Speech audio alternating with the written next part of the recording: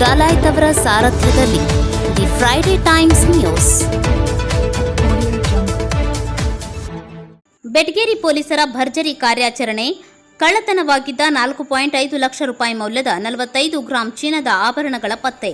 ಮಹಾರಾಷ್ಟ್ರ ರಾಜ್ಯದ ಸೊಲ್ಲಾಪುರದ ಶಾಂತಿನಗರದ ಸುರೇಶ್ ಯಲ್ಲಪ್ಪ ಶಿಪ್ರಿ ಉರ್ಫ್ ಶಿವಪುರಿ ಎಂಬಾತನನ್ನ ವಶಕ್ಕೆ ಪಡೆದ ಖಾಕಿ ಪಡೆ ಅವನಿಂದ ಬೆಟಗೇರಿಯ ಕಣಗಿನಹಾಳ ರಸ್ತೆಯಲ್ಲಿರುವ ಷಣ್ಮುಖಪ್ಪ ಹೆಳವಿ ಎಂಬುವರ ಮನೆಯಿಂದ ಕಳ್ಳತನವಾಗಿದ್ದ 4.5 ಲಕ್ಷ ರೂಪಾಯಿಗಳ ಮೌಲ್ಯದ ಚಿನ್ನದ ಆಭರಣಗಳನ್ನು ಪತ್ತೆ ಮಾಡಿದ್ದಾರೆ. ಈ ಕುರಿತು ಫೆಬ್ರವರಿ 10ರಂದು ದಾಖಲಾಗಿದ್ದ ಪ್ರಕರಣವನ್ನು SP BS Nemagowda, DYSP MB Sankad, Gadag DSP JH Inamdar, Naragund DSP Prabhugowda Keredalli ಮಾರ್ಗದರ್ಶನದಲ್ಲಿ ಕಾರ್ಯಾಚರಣೆ ನಡೆಸಿದ Betageri CPI Dheeraj Shinde, Mulgund PI Sangamesha Shivayogi, PSI D Chamundeshwari, ಸಿಬ್ಬಂದಿಗಳಾದ IA Mirza, MS Ganiger, SD Ballari, MF Asuti, CN Madar, PH Doddamani, Rakesh, LB Pujar, Jyoti Chauhan, technical cell ಸಿಬ್ಬಂದಿ ಗುರುರಾಜ್ ಬುದಿಹಾಳ್, ಎಸ್ಸಿ ಕೊರಡೂರ್ ತಂಡದಿಂದ ಪತ್ತೆ ಪ್ರಕರಣ ಭೇದಿಸಿದ ತಂಡಕ್ಕೆ ಎಸ್ಪಿ ಬಿಎಸ್ ನೇಮಗೌಡ ಶ್ಲಾಘಿಸಿದ್ದಾರೆ.